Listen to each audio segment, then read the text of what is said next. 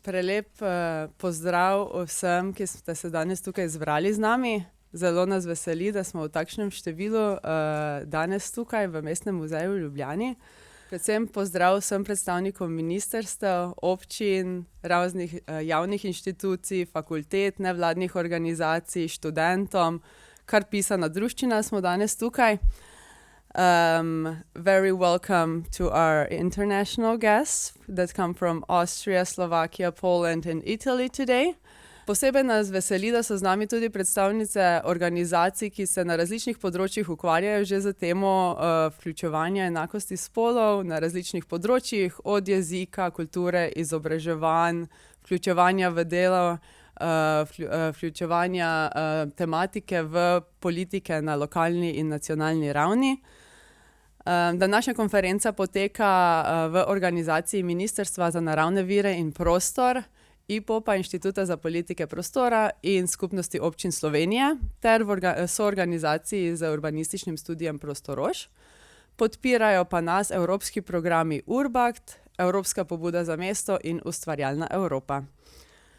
To konferenco v podobni izvedbi izvajamo na IPOP že kar nekaj let, organiziramo že kar nekaj let na različne teme trajnostnega urbanega razvoja. Vsako leto najdemo neko aktualno temo, o kateri bi želeli slišati več v Sloveniji. Pripeljemo tuje goste, o tem razpravljamo, se učimo, izmenjujemo dobre prakse. Lani smo na primer se zbrali na FDV-ju na temo ozelenjevanja mest. Leto predtem smo bili v Kranju na temo trajnostnega turizma v mestih.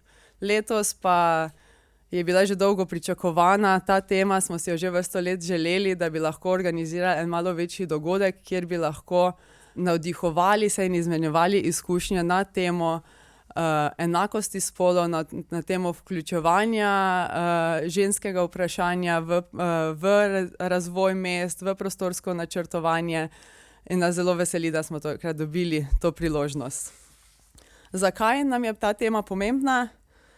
Zato, ker menimo, da so mesta pravzaprav prostori za vse, a v praksi se izkaže, da to pogosto ni tako. Da je pomembno, kako načrtujemo ulice, prostore, poti, dostop do storitev in same storitve, zato da se bomo v mestu vsi počutili varne, dobrodošle in pa enakovredne. In ker verjamemo, da pogledati skozi prizmo spola ni nek ločen pristop, temveč da je del širšega razumevanja, kako raznolike so potrebe ljudi v lokalni skupnosti in kaj moramo mi kot lokalne skupnosti, občine in države narediti s tem, da lahko to raznolikost bolje upoštevamo. IPOP je danes tukaj tudi kot nacionalna Urbact točka, to je kontaktna točka evropskega programa Urbact, ki skrbi za izmenjavo med evropskimi mesti. Program Urbact tudi že veliko časa svojo pozornost namenja enakosti spolov na različne načine, skozi izmenjavo izkušenj med mesti, skozi razvijanje različnih orodij, kako lahko mesta izboljšajo torej svoje kapacitete, da bojo boljše izvajale politike na področju enakosti spolov. In to na različnih področjih, od javnega prostora, mobilnosti, izobraževanj, vključevanja v gospodarstvo, v lokalne politike. Zunaj boste na zaslonu tudi našli nekaj QR kod z dodatnimi informacijami o različnih webinarjih, o različnih poročilih o enakostih spolov v evropskih mestih in podobno, tako da vabljeni, da si to dodatno gradivo tudi ogledate. Ob tem pa kot nacionalna točka Evropske pobude za mesta tudi z zanimanjem spremljamo partnerstvo urbane agende. To je urbane agende za enakost, za mesta enakosti se imenuje in pravzaprav je to eno partnerstvo, ki deluje na evropski ravni, kjer se mesta in drugi urbani akterji pogovarjajo in razvijajo akcijski načrt, kako bi znotraj Evropske unije lahko izboljšali razmere in izboljšali enakost torej v mestih. Torej, upamo, da bo današnji dogodek navdih za nas vse, da bomo skupaj odprli to razpravo o pomenu vključujočega prostorskega načrtovanja in oblikovanja mest ter da bomo povezali različne poglede od naših izkustvenih do raziskovalnih in strokovnih in da upam, da vsaka od nas domov odide vsaj z eno idejo, kako lahko v svojem okolju in pri svojem delu prispevamo bolj k vključujočem, varnim in prijaznim mestom. Zdaj bi pa k besedi povabila dr. Natašo Bratino, generalno direktorico Direktorata za prostor in graditev na Ministrstvu za naravne vire in prostor, da nas pozdravi v imenu ministrstva.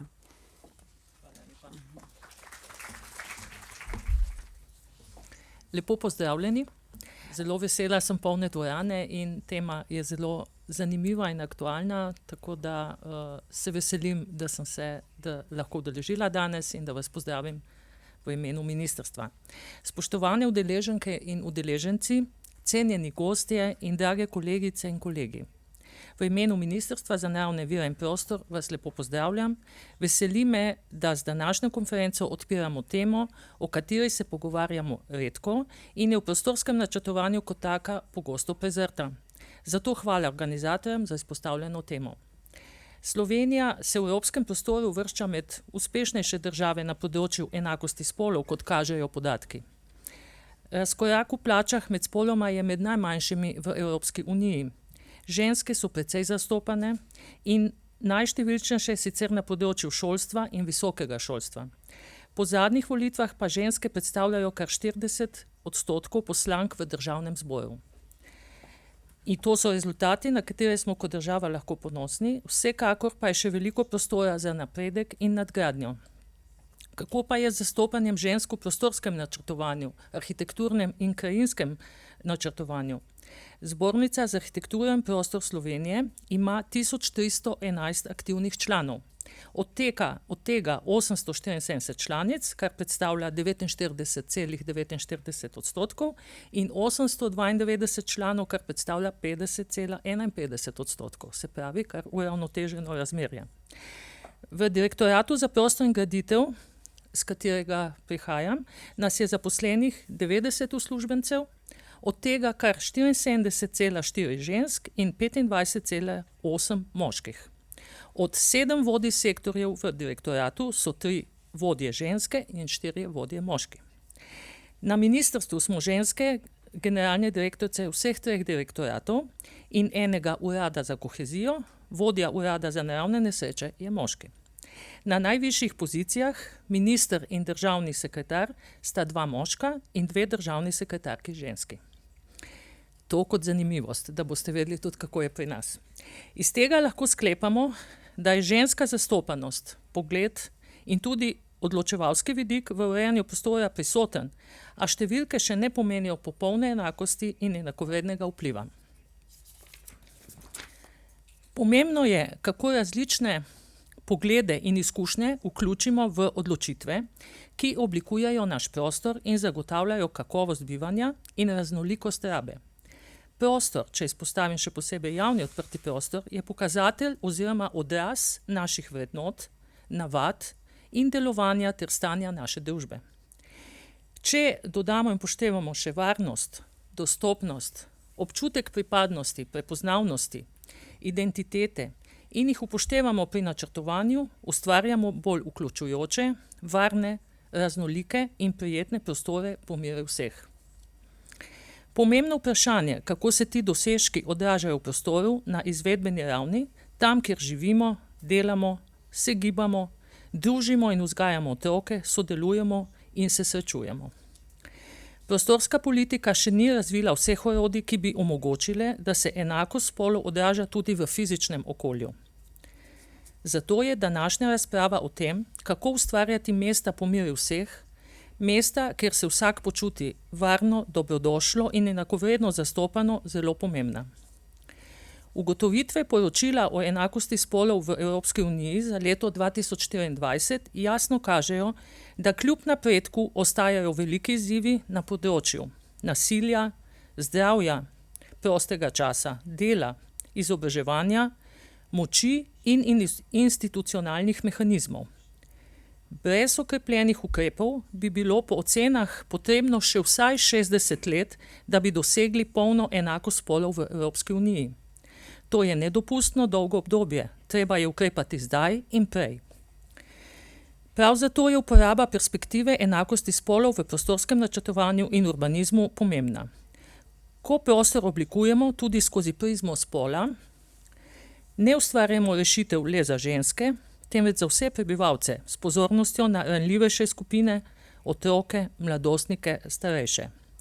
Gre za zagotavljanje kakovosti bivanja, za dostopnost storitev, za varne poti, za javni promet, ki upošteva različne življenjske okoliščine, od staršev z majhnimi otroki, starejših, do družin brez avtomobila ali z enim vozilom, do zagotavljanja možnosti za ljudi s posebnimi potrebami in z gibalnimi ali drugimi omejitvami. Na ministrstvu si prizadevamo za vključujoče načrtovanje, tako pri prostorskem razvoju, mobilnosti, kot tudi pri prenovi mestnih središč in drugih urbanih območij, zagotavljanje kakovostnih celovitih javnih površin. Podpiramo rešitve, ki temeljijo na razumevanju raznolikosti potreb in izkušenj ljudi in z vzpostavitvijo sistema medgeneracijskega sodelovanja ter pomoči. Pomembno je, da delujemo s premislekom, s subtilnim pristopom, celovito, interdisciplinarno in ne izključujoče, ampak sodelujoče.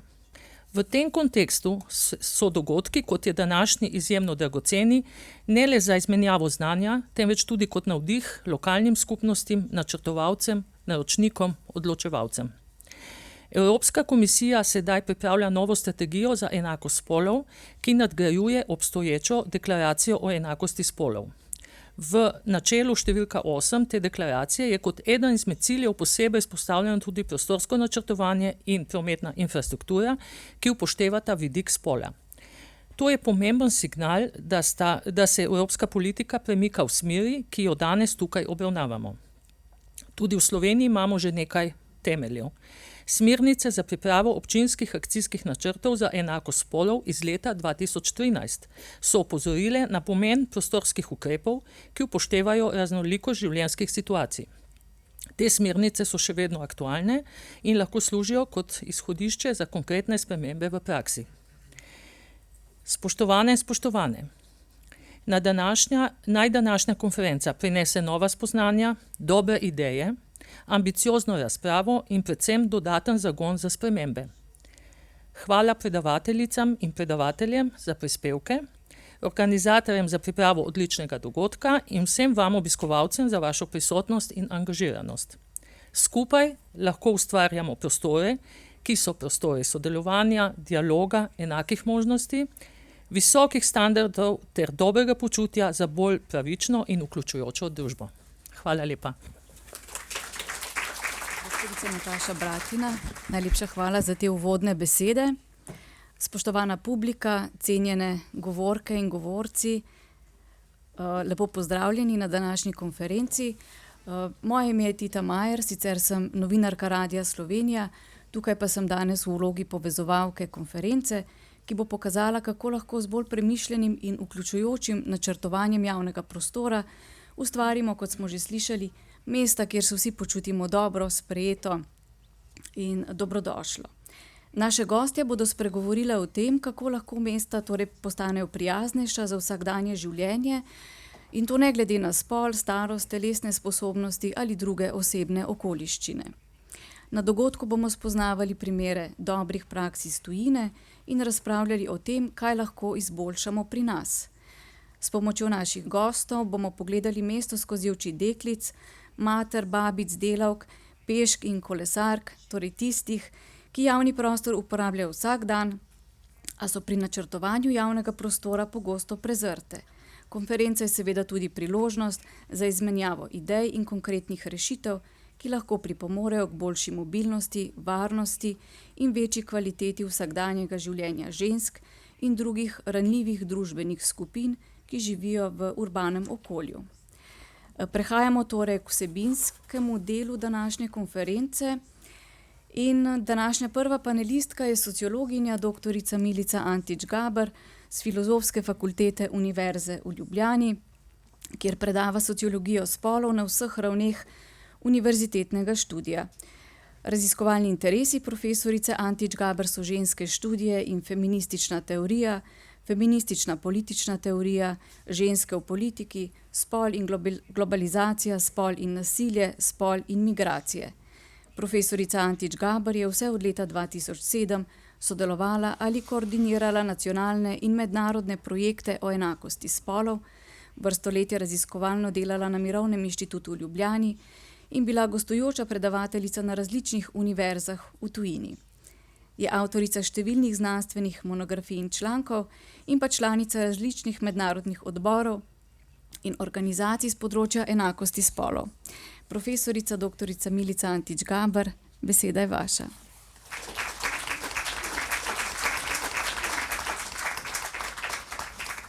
Dober dan, pozdravljene, pozdravljeni.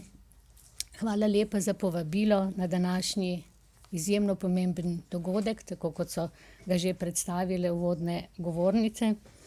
Mene so zaprosili, da nekaj povem o pomenu razumevanja enakosti spolov za oblikovanje javnih politik. Sama sem, kot je bilo že povedano, se precej ukvarjala z vprašanjem neenakosti v polju politike in akademskem polju, vendar pa sem predavala tudi sociologijo vsakdanjega življenja, tako da bom v tej moji prezentaciji povezala vse te moje raziskovalne ugotovitve in ga navezala na današnjo temo, to je javni prostor. Za nas v sociologiji je dostopnost, odprtost javnega prostora pomembna tema, saj gre pri njej za relevantna sociološka vprašanja enakosti oziroma neenakosti po več linijah in spol je seveda ena od teh linij. Ko govorimo o enakosti spolov, ne moremo, ne da bi se navezali na slavni stavek Simone de Beauvoir: ženska se ne rodi, ženska to postane. In mnogo pred njo besede Mary Wollstonecraft: nima spola. Razlika med moškimi in ženskami izhaja iz vzgoje, ne iz narave. Iz obeh citatov lahko torej izluščimo, da se moški in ženske rodijo enaki. Družbene okoliščine pa jih skozi življenjski trajektorij naredijo za neenake. V družboslovju zato govorimo o strukturni neenakosti spolov, kot o družbenem dejstvu. Moški in ženske namreč, čeprav se rodijo enaki, v družbi še vedno niso obravnavani enako. Na delu je namreč sistemsko, včasih tudi zakonodajno razlikovanje, ki se dogaja od rojstva naprej. Preko kulturnih vzorcev, navad, običajev, vsakdanje prakse in seveda različne obravnave v družbenih podsistemih od vrtca, šole, cerkve, medijev do države. Ženske in moški nimajo enakega dostopa do pomembnih virov, nimajo enakih možnosti in življenjskih priložnosti, so različno plačani za enako opravljeno delo, čeprav je ta razlika lahko majhna. Imajo neenaka pričakovanja glede sodelovanja v zasebni sferi, so različno udeleženi na različnih ravneh odločanja v javni sferi, če naštejemo samo nekaj najpomembnejših. Gre torej za strukturno neenakost, ki se reproducira skozi družbene institucije in norme in mesta pri tem niso izvzeta. Zakaj je tako? Naj nanižem samo nekaj pomembnih razmislekov. Najprej zato, ker je moški tradicionalno razumljen kot človek, ženska pa kot ženska, preko svojega spola. Moški človek je nevtralni subjekt, subjekt brez spola in zato velja še vedno ponekod kot univerzalna norma človeškega subjekta, kar je vodilo do oblikovanja politik, ki so implicitno prilagojene predvsem moškim. Takšno izhodišče ne le da zanemarja ženske, ampak pogosto deluje tudi v njihovo škodo. In šele v zadnjih desetletjih feministična kritika opozarja na sistemsko pristranskost, ki jo takšno razumevanje ustvarja. Drugi razlog je večkrat in velikokrat opozorjen, in sicer gre za nerazumevanje koncepta enakosti spolov. Pri tem ne gre za to, da bi si prizadevali za istost, kot mnogi poskušajo pokazati. Moški in ženske so različni. Ta koncept si namreč prizadeva za enakost, za enake možnosti in enak dostop do pomembnih virov. Obenem pa je treba priznati, da gre tudi za različne potrebe, različne življenjske vloge, razlike, ki prihajajo do izraza v različnih obdobjih človekovega življenja. Gre za kulturne razlike, specifične potrebe glede na naše fizične in mentalne zmogljivosti. Gre torej za ospoljeno razlikovanje. In če jih navežem na današnjo temo, gre za družbeno proizvedene in reproducirane razlike v pričakovanjih, na primer o tem, kako se deli skrbstveno delo, kakšne možnosti imamo za to, da čas uporabimo tudi za prostočasne aktivnosti, šport, kulturo, skrb zase. Kakšne potovalne navade imamo in seveda kakšne potrebe po potovanjih imamo. Kakšna je verjetnost, da bomo doživeli spolno nadlegovanje, napad, posilstvo, tudi v javnem prostoru. Verjamem, da ste vsi pomislili na to, da tu obstajajo razlike po spolu. Ampak ali se jih res zavedamo? In še bolj pomembno, ali se jih zavedajo zakonodajalci? Vesela sem bila besed predgovornice, da se. V našem primeru, torej, ali se zavedajo tisti, ki z urbanim planiranjem in podobno sicer odpravljajo razlike ali utrjujejo obstoječe neenakosti. Pri tem na tem mestu upozorim na potrebo po sodelovanju različnih znanosti. Ena sama je pri reševanju kompleksnih neenakosti nezadostna. Od tod potreba po interdisciplinarnem sodelovanju. Drugi koncept, o katerem bo danes veliko govora, je tako imenovani gender mainstreaming ali vključevanje perspektive spola v različne politike. A predtem mi dovolite, da opozorim še na problem v zvezi z enakostjo oziroma neenakostjo spolov, ki se dostikrat podcenjuje. Gre namreč za podatke, za številke, za informacije. Velikokrat opazimo razlike in neenakosti, a prav zares nimamo oprijemljivih podatkov. Na marsikaterem področju se namreč spolno razčlenjeni, strukturirani podatki ne zbirajo ali ne zbirajo sistematično. Sama sem bila udeležena v enem takem projektu, ker smo morali tako rekoč peš zbirati podatke in jih analizirati. To je namreč eden ključnih problemov javnih politik. Brez tovrstne analitične podlage je prepoznavanje specifičnih neenakosti ter oblikovanje učinkovitih politik oteženo.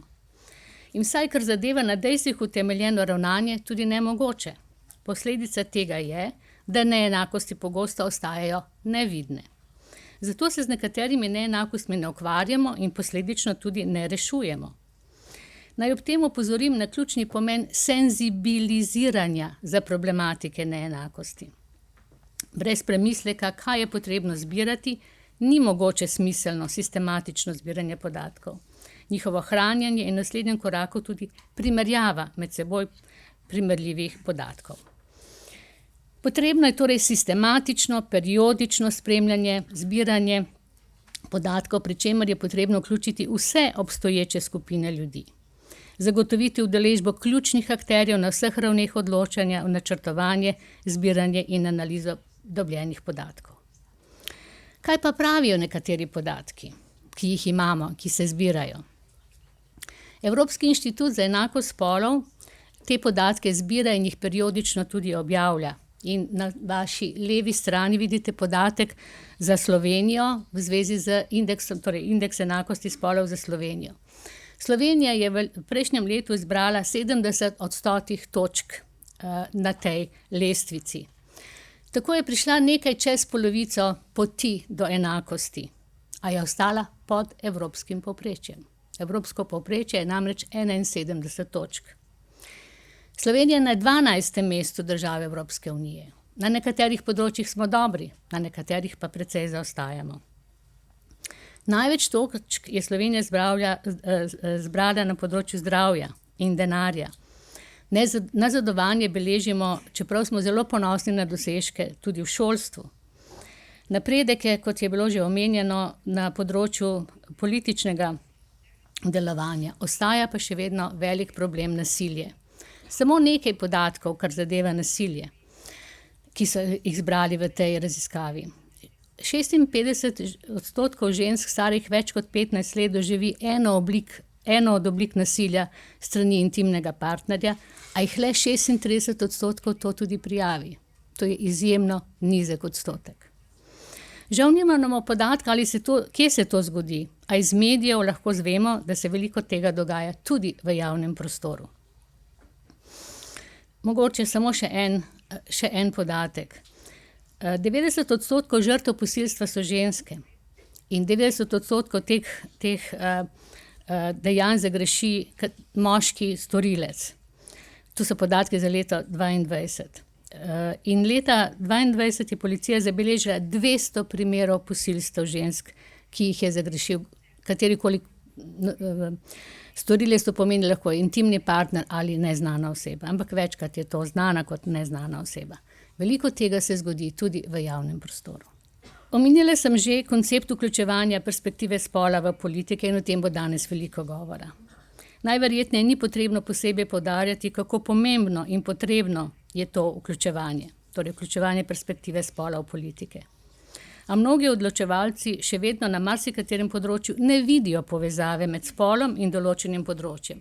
Naprimer, mestnim prometom, gradnjo parkov, pešpoti in slavnega primera čiščenja snega s pločnikov po zimi, kot je navajala ena od avtoric v svoji analizi, ker so pozabili, da ženske tudi po zimi vozijo otroke v vozičkih in potrebujejo čiščenje pločnike, ne samo poti, po katerih vozijo avtomobili.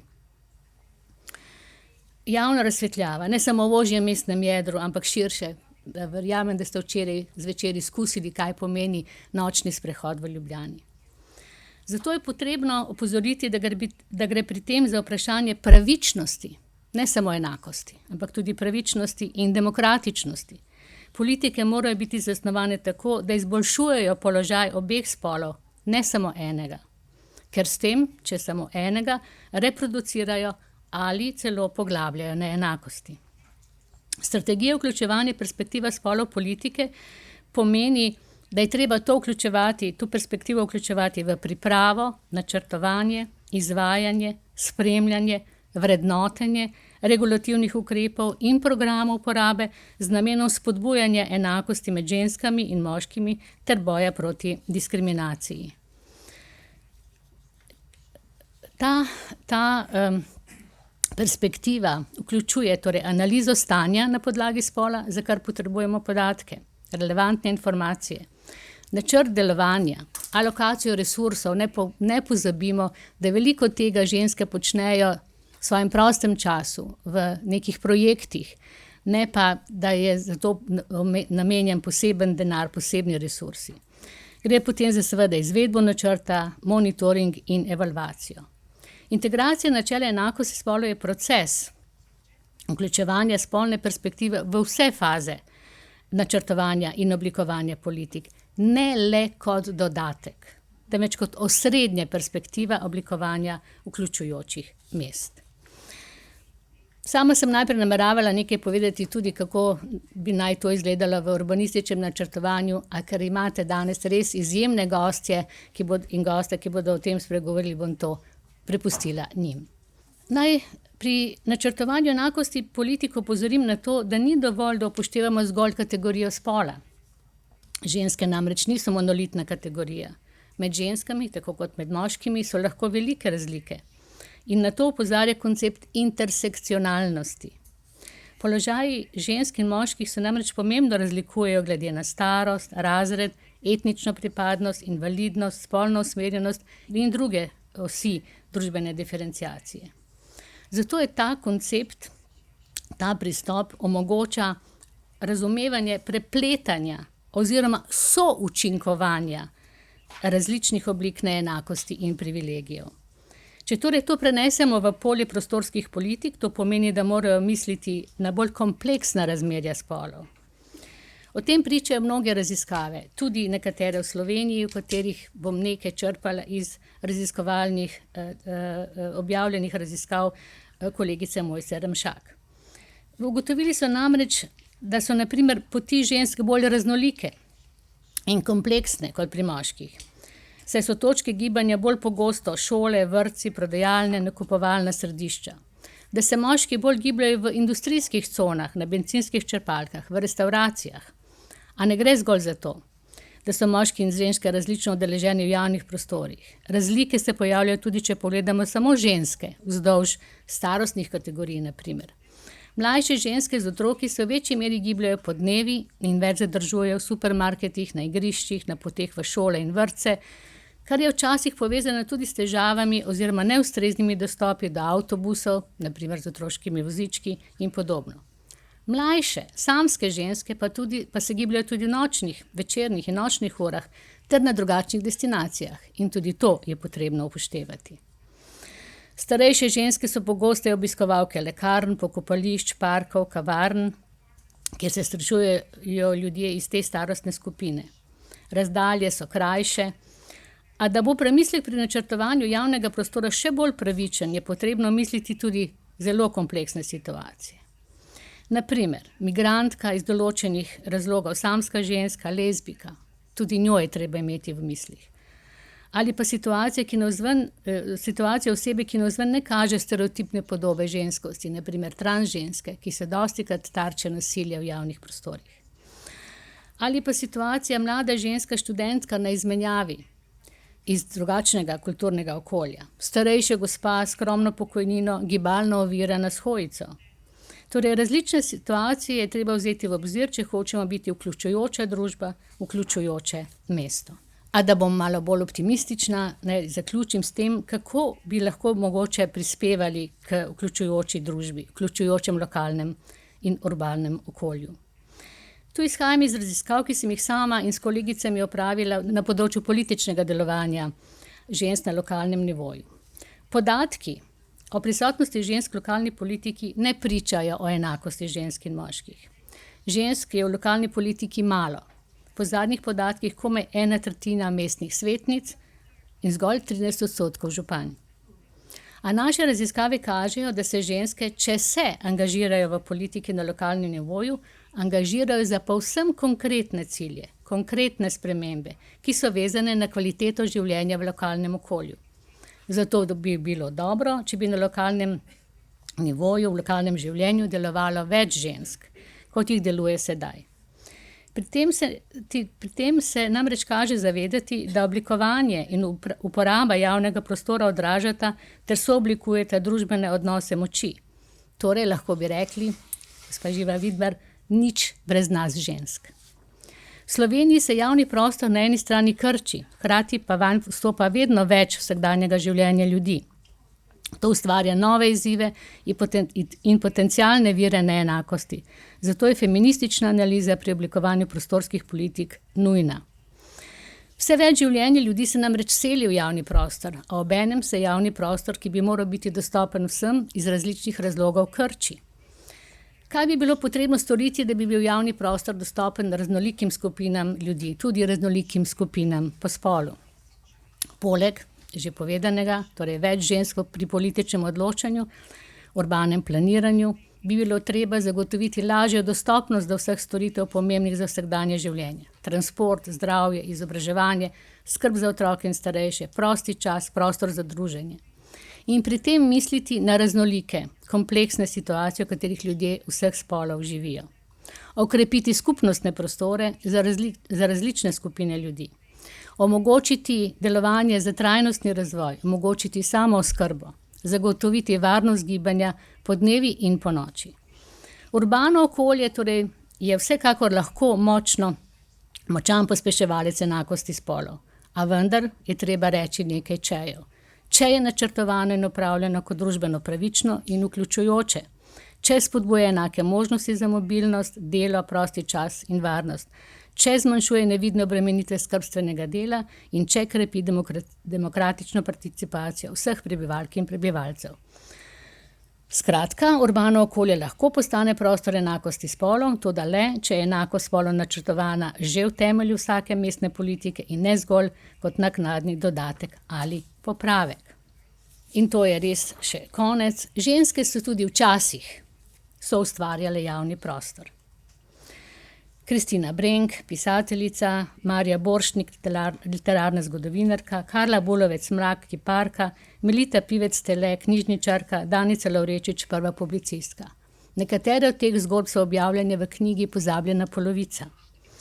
V novi knjigi, ki jo pripravljamo, pa bodo objavljene tudi zgodbe, biografije različnih žensk, ki so še bolj vidno ustvarjale javni prostor, naprimer arhitektke, gospodarstvenice, gradbenice, kot so naprimer Helena Nanglas, Josipina Šumi, Milica Detoni, Plečnikova sodelavka, kot veste, Gizela Šoklje, Marta Lap, Sonja Lapajne Oblak, Karmen Ježgala. Prav je, da jih ne pozabimo. Prav je, da se njihove zgodbe ohranijo. S tem bi tudi zaključila in vam želim uspešno konferenco.